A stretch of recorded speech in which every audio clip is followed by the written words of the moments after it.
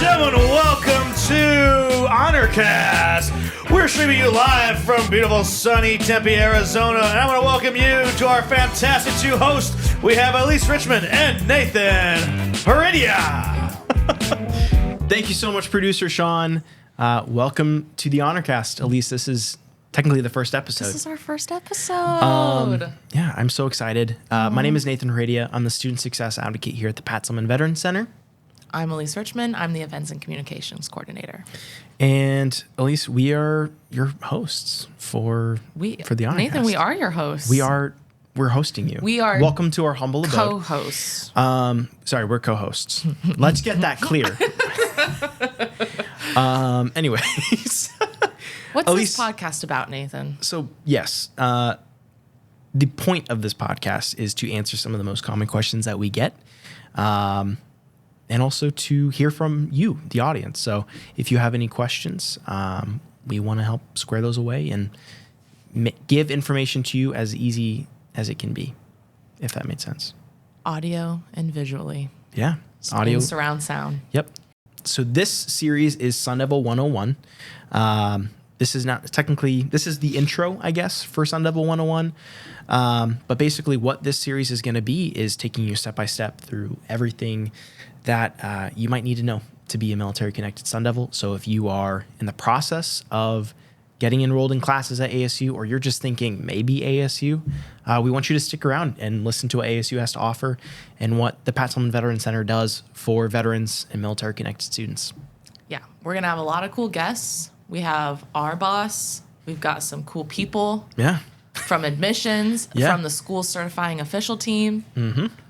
So we're really excited to have you guys hear what they have to say and how we can help. Yeah. So today we have Sean Bonzoff, our executive director.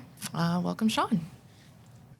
So we were looking into, the reason why we asked you to be on is we wanted to get a little bit of insight about what the Pat Tillman Veterans Center does, what its legacy has been since you've joined, and what all they do for Arizona State University students. Sure.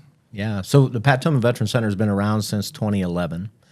Here at the university, they've always been military friendly, but back in the day, all the benefits were processed like through the registrar's office, and a couple of people would sit in there and take the paperwork and process the benefit. Back in the day, they used to, the veteran or whoever was using GI Bill benefits, they would come to the registrar's office with a piece of paper, and they would process their benefits through there. In 2011, as the post 9/11 GI Bill started getting ramped up and a lot more veterans were taking advantage of that post 9/11, they decided they needed to do something. And they came up with the idea, hey, let's start a whole center. And they developed the Pat Tillman Veterans Center in the Memorial Union. And Dr. Crow reached out to Pat Tillman's mom and said, hey, we're standing up this Veterans Center. Would you give Pat's name to the center? And she said, yeah, sure, I'd do that. And it was a big moment. The Pat Tillman Veterans Center arrived. The staff was really small. And at the time, we were serving about 2,000 military-connected learners, just 2,000. I'll remind you that currently we're 25,000 annually here at Arizona State University. But anyway, so the center stands up at the MU. But then they realized, guess what? We got students on all campuses. Right. So they opened a center on each of the metro campuses. And that's kind of how it started. Mm-hmm. What do we do there? We help process GI Bill benefits. In fact, currently we're processing about 8,500 different recipients of the GI Bill, which is the largest public institution in the nation using GI Bill benefits. And that's, the veterans that are using them. Some active duty are using part of their GI Bill along with their tuition assistance, and then dependents who've had their GI Bill transferred from their folks. So all of those are kind of part of that family of processing. So I have a whole, I think you like to say, Nathan, we have two faces at the Pat Tillman Veterans Center. We have the benefits processing, and then the one that you're a part of, which is our student success and advocacy team. Mm-hmm. That's really what makes us unique across different universities. Everybody processes GI Bill benefits because it's good money for the university or in the college. But not everybody is supportive in the way that the Pat Tillman Veterans Center is through their success team. So those two faces. Cool. Thank you. Can you tell us a little bit about how you ended up working at the Pat Tillman Veterans Center? Yeah, sure. Well, my wife and I moved from Nebraska in 2014, in May of 2014. I was actually a campus pastor back in Nebraska.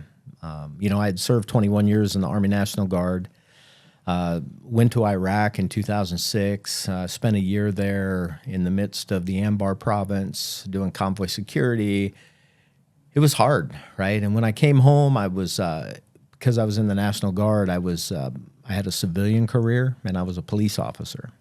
And I was a cop for almost 10 years. And during that time, of course, lots of trauma happens. I don't know if you know what it means to be a cop, but a lot of hard things go on. So I had that on top of my military trauma, and I was just kind of struggling to get through day to day.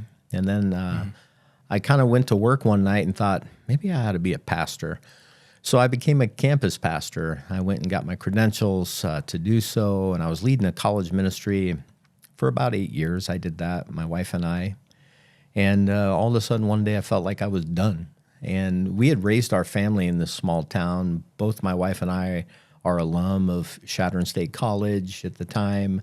Our kids are both alum. My daughter-in-law is an alum. This small town has about 6,000 people, and the college is a 4-year college with 2,000 students.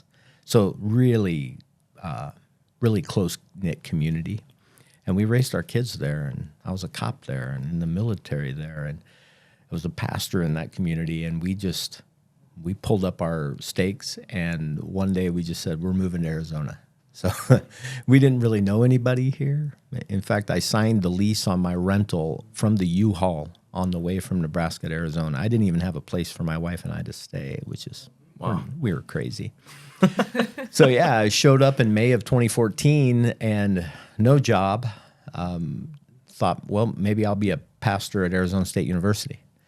Well, that never panned out. I tried at West Valley campus. We had like 2 students showing up at this thing, and that wasn't working. And so I got a job at USAA, which I love USAA as a company, but I hated working there.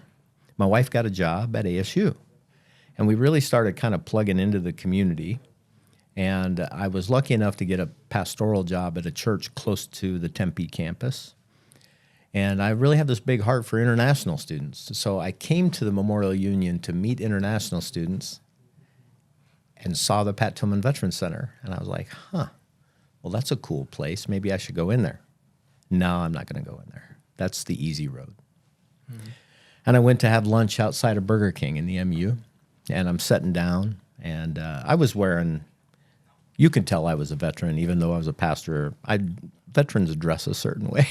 I had a go bag next to me, and this student walks up to me and says, hey, are you a veteran? I said, yeah. He says, so am I. Do you mind if I sit here? Because I don't know anybody. I was like, yeah, absolutely. So he sat, we talked. It was great. That was a Tuesday. A Wednesday, I came back to the campus to meet international students. I walked by the Pat Tillman Veterans Center. I didn't go in. I do the exact same thing. I sat down to eat lunch. Here comes this new veteran. Are you a veteran? Yeah, me too. Can I sit here? Sure. And we talk and have a great talk. Third day, this is now Friday. Nothing happened. I did walk by the Pat Tillman Veterans Center, and I was like, okay, so that was just me in my head thinking I should go in there. I walk out to the shuttle to take the shuttle, and I'm standing there, and I look, and I see a guy, and I know he's a veteran. I can tell by the shades and the way he has his hat pulled down, his backpack. He and I waited for everybody else to get on the shuttle, and we were the last 2. And there were 2 seats left on the shuttle, on the aisle, right across from one another. So I turn around, and I said, hey, are you a veteran? He says, yeah. I said, of course you are. So we have this great conversation, and then that's when it like hit me upside the head, go into the Pat Tillman Veterans Center. So I did the next Monday, and I asked, hey, do you need a chaplain? And the director at the time, Steve Borden, said, we do. Would you be interested? I said, I would. So for 2 days a week for the next year or so, this is 2016. Okay. I hung out in the Pat Tillman Veterans Center just getting to know the staff and students and talking through hard things and so on and so forth. And a job came open in 2017, and Michelle Leposki at the time, she was the assistant director, I think. She said, "Hey, this job's coming open. You should apply." She said, "You've been basically interviewing for about 1.5 years, and I think you'd be the right person." So my wife and I thought and talked about it. We prayed about it, and I said, "Okay, I'm going to do it." So I told my boss at the time, he was the lead pastor at the church. I said, I think I'm going to do this. So I just want you to know. He said, "Great, go for it." So I apply, and I'm waiting, and I'm not getting any word back. I went through their whole process, and I thought, well, maybe they didn't give it to me. And then I got a voicemail from the director. Man, he offered me the job. And come to find out, I was not their first choice. Oh. So even though they told me I was going to get the job when they told me to apply, this other person from California who had a bunch of experience had applied for it. But then they offered her the job, but the pay wasn't good enough. So she said no. When they called me, I was a pastor at a small church, and they weren't paying me diddly. And I was like, "Sign me up, bro." So, yeah, I got hired as the military advocate at the Pat Tillman Veterans Center November 6th, 2017. November 6th happens to be Pat Tillman's birthday. Wow. And that was my first day at ASU. Wow. So I knew, I think, at that moment, actually, that this was fortuitous, that this was important. Mm-hmm. And, and I'll just fast forward really quick. About 2 weeks later, my boss kind of at the time, Matt Schmidt, he says to me, "Sean, where do you see yourself here in 5 years?" And I looked at him and I said, "Running this place." And he said, instead of whatever, he said, "Well, let's see how we get you on that track." 5 years to the week later, I was offered the job as the executive director of the Pat Tillman Veterans Center. Yeah. Wow. It actually happened, just like I'm telling you. Wow. What a crazy, It was great, man. turn of events. It's written. Yeah. It It was written in the stars, It was. I like to say. Yeah. So how have you seen the center change over the course of those years since you've joined to now? Well, here's what I can tell you, that the reason I was drawn to stay and volunteer at the center was that the people working in that center, they gave a damn every day. And I could tell that even from the position of outside, right? I wasn't part of the staff, but every one of them, all the veterans, all the dependents, all the work studies, everybody cared about the veterans and the dependents coming in that office. I was drawn to that, and it still keeps me right where I'm at, right? I look at the two of you. You're part of that mission of, encouraging and enriching the students that we're responsible for. So that, I don't think has changed at all. I think that has been the stable commodity. When you think about the Pat Tillman Veterans Center, it's their dedication and passion to the military-connected learners going to ASU. Where we've changed maybe is technology. Right now we're doing this podcast, right? We've never done really a podcast before. Mm-hmm. We're kind of late to the game if you think about it. But, that's how we are, right? Better late than never. and a university, everything is kind of at a snail's pace anyway. This university is faster than the rest of them in the nation, but still, it's a bureaucracy. Things take a while. You have to get approvals. You have to work through all of that. So, but what I've seen is more of a, hey, we trust you at the Pat Tillman Veterans Center. Do things that are innovative and provide great service to our students. And I feel like we've really taken the ball there and said, hey, let's figure out programming. Let's change the conversation here. And we've done an excellent job, Nathan. Yeah. Is there anything specific that you are most excited about in the next year for the Pat Tillman Center? Yeah, there is actually. This goes along with the change maybe. I told you what makes us unique is our advocacy and our success team. I think, I can wrap events up into that as well. Like it's a thing. When I talk to different veterans that have gone to other schools, when they come to ASU, they're like, wow, like you guys do stuff for us. You're like part of our journey. You're not just sitting in the background processing benefits, but you're like out in the lead saying, hey, you got a job yet? Let's get you career ready. Let's get you connected to the rest of your community. And all of those things set us apart. And it's not just because I said it, it's students that tell me that have gone to all these different universities while they're in service, and they're like, nobody ever does it this way. Nobody is this concerned about me when I came into their school for the first time, whatever it is. So along with that, I really feel like this next generation of what we're going to do at the Pat Tillman Veterans Center really has to revolve around wellness. There was a program in the Army just before I got out. I was a master resilience trainer. And because the Army and the DOD was actually figuring out, well, it's not just the physical soldier or airman or Marine or whoever that we're worried about, but we're more worried about them holistically. Like, how is the person emotionally, mentally? Are they prepared to fight battle on all fronts, or just can they run really fast and do a whole bunch of push-ups, right? Because that's really what they were concerned with. Right. Can you shoot? Can you run? Can you survive in the wilderness? Right. That's it, which is great. You need that to fight and win wars. But you're not always at war. So if I'm Army Sean outside the battlefield and I'm falling apart mentally, I'm falling apart emotionally, relationally with my family, then I'm going to be no good on the battlefield. So they came up with this thing, and I'm really sad that they've actually gotten rid of it just recently. Makes me really sad because it was in the right direction. So I think for the Pat Tillman Veterans Center, having wellness as a cornerstone to what we do is going to be important for the future. You're coming out of the Air Force, you spend a few years in there, and then you come out and you're trying to transition and you're all kind of jacked up. You're not going to do really well in the classroom. Mm-hmm. But if we can help you in wellness and get you right physically, mentally, emotionally, relationally, all those things, even professionally. To me, professionalism is even wellness. If I can provide that in programming for you, you're going to be well-rounded and you're going to be highly successful. So wellness is on the horizon and different programming, and I'm really excited about that. Have you ever played Batman Arkham? I have not. Oh my gosh. But I hear there's a doppelganger that might look a little bit like me. Yeah.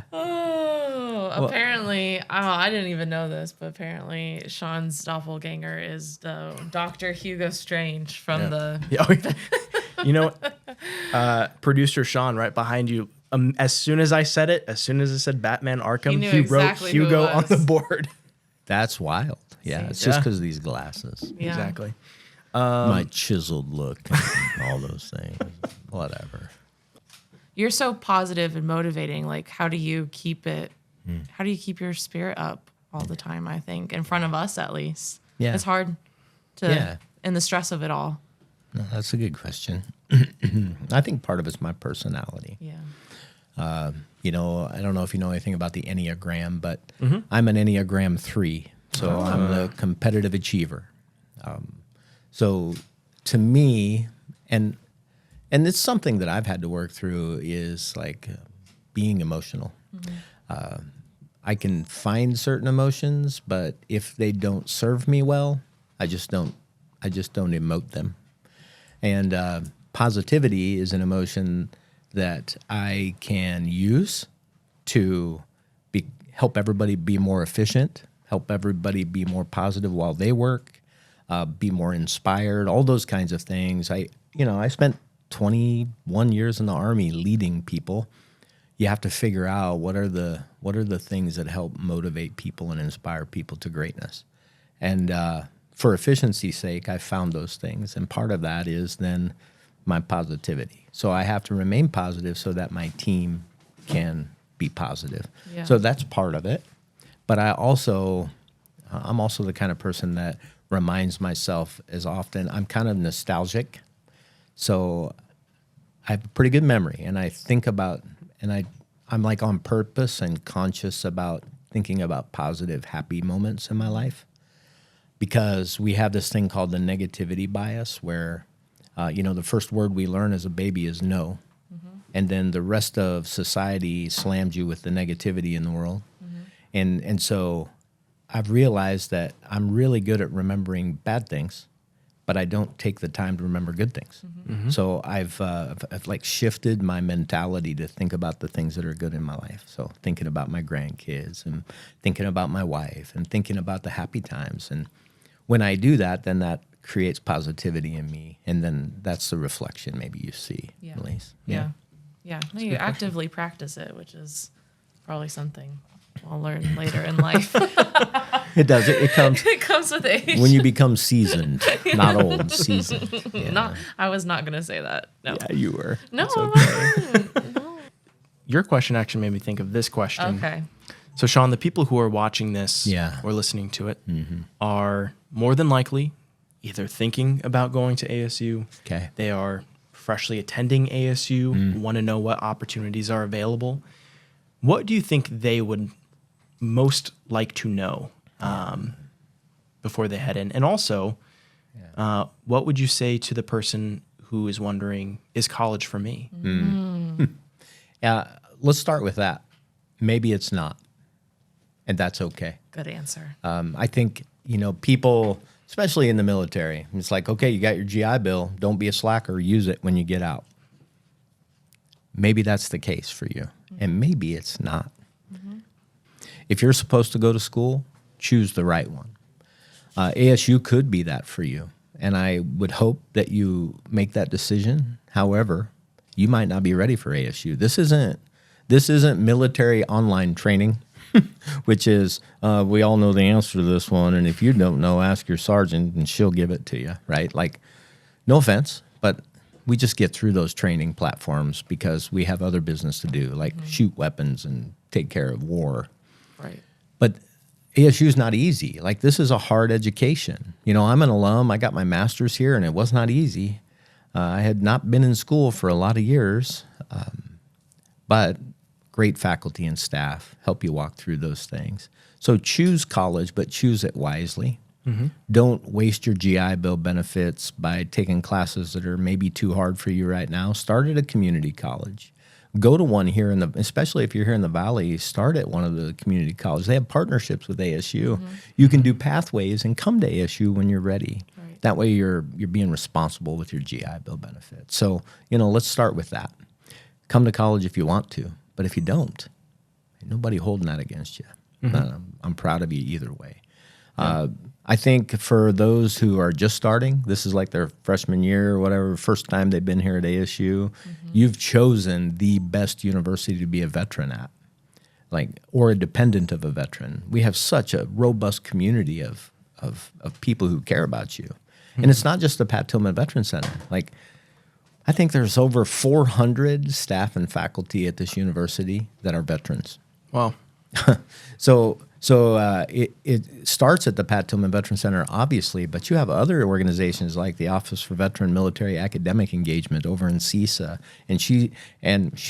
and that unit is led by a really good friend of mine, retired Colonel Wanda Wright.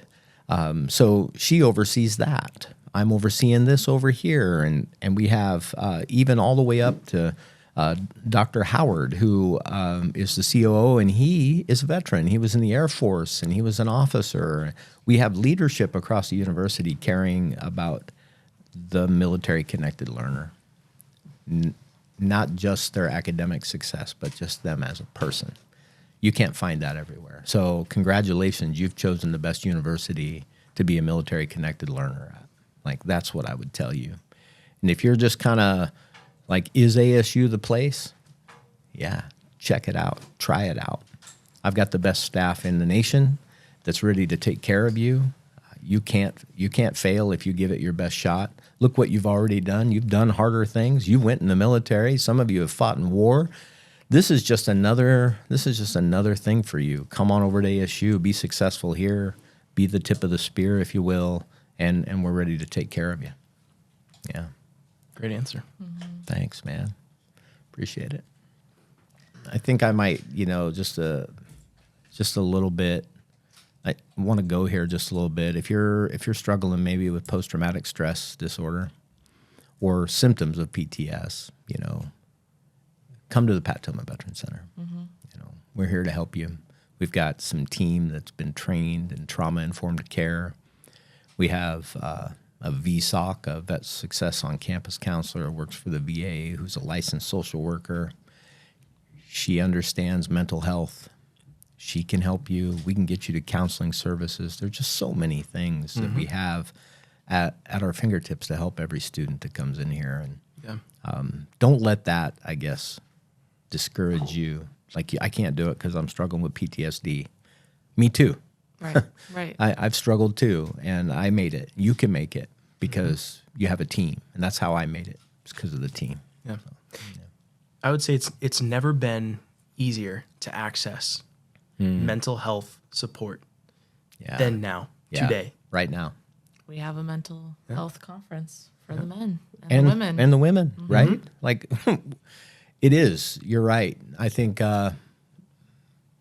we could go on and talk about veteran suicide and the ramifications of that. But, just know that people are out doing the work on the ground. They want to stop it. They want to halt it. They want to slow it. They want to do all those things. And it is right now. Today is the best time to get the help you need. I mean, and you can do it. And they're willing to give it to you. Yeah. Yeah. Thanks so much for joining us, Sean. If you or anyone you know are going through anything and need some resources, we'll be sure to provide that in the link below. Cool. Where can they find us, Nathan? Elise, we're going to be doing mailbags. We are. What are mailbags? So mailbags are, if you have any questions that we have not answered on the show, you can send your questions directly to us. Elise, where can they go? What do we have in terms of social media? You can follow us on Instagram, which is Sun Devil Vets. You can follow us on LinkedIn, which is Pat Tillman Veterans Center Outreach. And you can follow us on campus, too, to get more updates. And we will leave the link in the description because I'm not going to give you the whole code. If you have any specific or urgent questions, please feel free to email us at ptvcadvocate@asu.edu or by phone at 480-965-7723. And we will make sure that your questions or your inquiries get answered as soon as possible. I want to give a special shout out to producer Sean for his help, the media communications team for being amazing as always and helping us set up, and of course, Tanish and Amanda at the Creativity Commons for letting us use their awesome room and their microphones and all their equipment. So thank you so much, and we look forward to seeing you next week. And go Devils. Woo!